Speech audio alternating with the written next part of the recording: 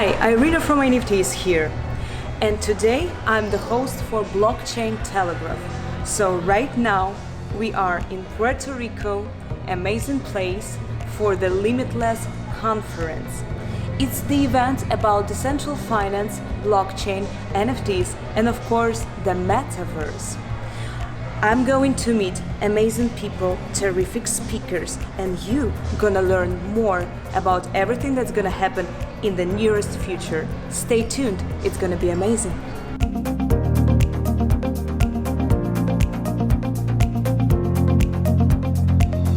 I just accidentally ran into this amazing guy. I first met him at NFT NYC and he got the busiest place at the summit.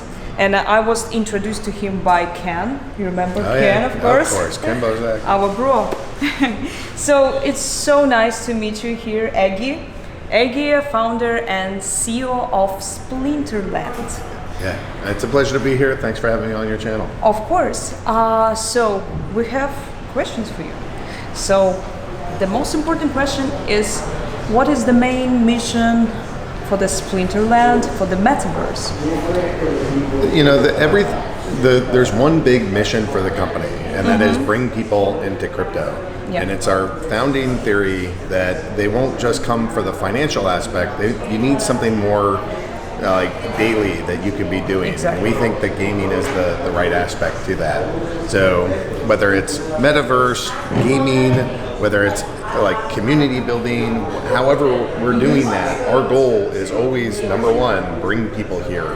So, and that normally means how do we form communities? Yes. And you can form communities in Discord, in Telegram, in these social media websites. You can do it inside the games, and you can do it in virtual spaces too. And so our plan will be to participate in all of those and try to bring as many people into these different avenues. We want to go to where the users like to be. So rather than tell them this is what you have to do, we want to meet them where they naturally live. Okay, so let's talk about people who are not that familiar with the gaming and NFT space and crypto space. So let's say big companies like huge corporations, how they can benefit from, let's say, advertising in the game. Yeah, so is it even possible? Sure, we do some of that, and you know we're working on branded products right now that will go out. So you know a big part of this is that games and entertainment brands and sports brands, they're used to like some level of engagement from their fans. Sometimes they're casually interested, and other times they're raving fans and lunatics that are just like totally focused. But one of the things that they don't always have is some kind of financial tie to the products. Yes. And when you start having tokens, and when you start having NFTs, and you start having these communities, these are deeper ways to integrate what you are doing with the consumer base, with the users, with the players, with the gamers, and they have a financial stake and a personal interest in what you're doing. So this to me is like, it is harder to get much more deeper embedded into a community than by having these tokenized projects. And so that's part of what we're focusing on to help bring. So like as these big corporations think about what do I want to do or how do I interact with these people, it's really about breaking the fourth wall and like going from here is my product, I present it to you, give me your money and I will give you entertainment. Now it's more like come into my house, come engage with us, hang out with us, live with us, play with us, game with us, have the same currency as us, and do all of this activity together. Awesome. So let's say if I have a company and I want to concentrate on the gamers audience and or Gen Z audience, is Splinterland the best place to go? Yeah. Yes and no. Where we are currently, yes. There's not a lot of places where you can go and have any kind of like brand relationship. Yeah. So one of the things that we have is a decentralized tournament system where any company can come in and host tournaments and use their own currencies or prizes as a vehicle to basically purchase interest. It's like an advertising model, but instead of paying the advertiser, you're sending the rewards directly to the player. So if you want to get invested or get our players engaged, that's a great way to do it. On the second level of this is, like I said, we're working on branded products.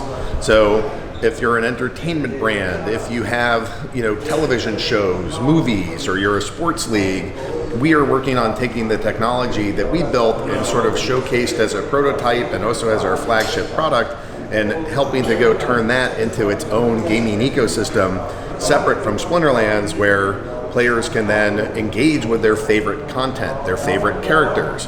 And if it's like real life TV or music or movies, there's actors and there's humans, and these are people that maybe if you win tournaments, now you get to meet actors, or you own a certain NFT and that gives you privileges to go hang out at certain events where people will be. And there's this whole ecosystem that we can build around gaming, community, socialization, and tie it all together with an economy. So, correct me if I'm wrong. So there is also a space for actors, entertainment professionals, and musicians in Splinterland. Well, less so now, but more, this is where we're headed. Like, I think 2022 will have branded games that we produce with sports leagues and entertainment stars. So, Splinterlands was our own intellectual property. And so we are building up our players, we are building up our universe, our metaverse, we are building up our characters, our lore, all the story around it. And people are quitting their jobs and full-time becoming like Splinterlands players. And they're building their whole, their web life and their web presence around this. So we're forming some of that already, and we're seeing other groups come in, the people that have been streaming video games for years. So many of them know who Splinterlands are. A lot of the free-to-play games companies know who we are. So we're getting some of that. But rather than, again, I want to meet my customer and the people in our community where they live. So rather than say, you have to go build your thing in Splinterlands, I want to say, how can I help?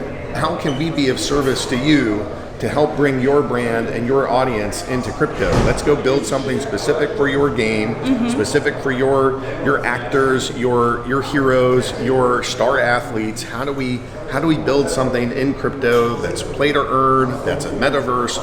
How can we take the skills that we have and bridge it with their intellectual property or their brand and make something that fans are just going to love instantly overnight and be really excited for? Nice. So it's like some projects or any project is customized for the needs of the company. Yeah, that's exactly right. In some ways, I don't just want to be like a contract developer for somebody else. Like we like to have more stake and control than that, but it's about partnering with brands and partnering with musicians, partnering with actors, and how can we help them tokenize a community? How can we help them build a completely separate game, build a metaverse, build something where, doing this stuff in crypto is really hard. I've been working with free-to-play game studios, and I'll ask them, how many servers does your game run on? And they'll say 1. And I'll be like, that sounds really nice. Ours runs on 27. Wow. So to get this level of complexity and interoperability, it's a giant challenge. Yes. And it's not something that we've seen too many companies really be able to go pull together and maintain and keep. So rather than them having to figure out, well, how do I do everything in blockchain? We're really one of the first NFT utility projects, where it's a game, there's a platform, there's a thing to do. It's not just a collectible, but it's an activity. Yeah. And we're really one of the first guys to have figured out how to do this. And on our best day so far, we're up to over 500,000 daily active users. So we built a really large game capable of having 500,000 players in one day. So what we've really thought about is, how do we scale this?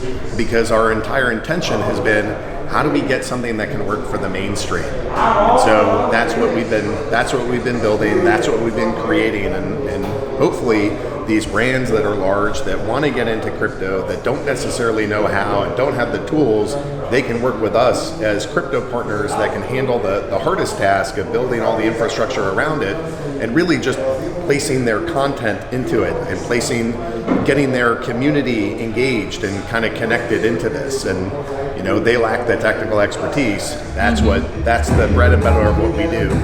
Awesome. Yeah. Sounds like Splinterland is building amazing and their own metaverse, right? Yeah, It's already there, and you can see, and you can play, and you can earn. Thank you so much. That's an Thank you so absolute much. pleasure. Thanks so much. Thank you, Eggy. Thank you.